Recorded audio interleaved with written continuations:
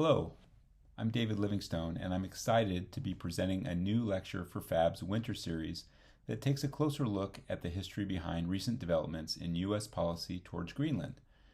As 2026 began, Americans were already stunned by news of U.S. Special Forces capturing Venezuela's President Nicolas Maduro and extraditing him to the United States to face trial on narcotics charges.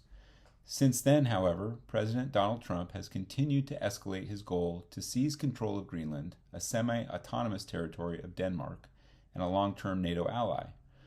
President Trump's rhetoric has left many in both the United States and around the world flummoxed, wondering why he is so obsessed with the remote Arctic island.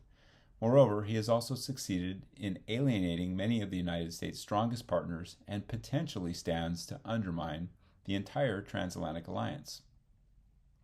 Greenland has been considered a Danish territory for more than 300 years, but it wasn't until 1979 that Denmark granted the sparsely populated island home rule. In 2009, Denmark passed the Act on Greenland Self-Government, significantly expanding the island's authority over its domestic affairs. Denmark still maintains control over Greenland's foreign affairs, defense policy, and monetary policy, providing an annual subsidiary of approximately $600 million. As part of Denmark, which is a founding member of NATO, Greenland is covered under the Transatlantic Alliance's security guarantees. Meanwhile, Greenland's ice sheet, which covers roughly 80% of the island, is experiencing accelerating melting, making Arctic trade routes more navigable. These include the Northeast and Northwest passages. Greater availability could potentially open up shorter and faster trade routes between Asia, Europe, and North America, positioning Greenland as an international maritime hub.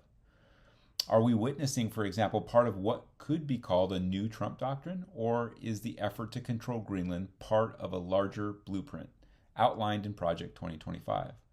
Please join me for what I hope will be an informative lecture in which I will try and provide ways in which we can think about the Arctic as a new front line in a global power struggle. Thank you very much.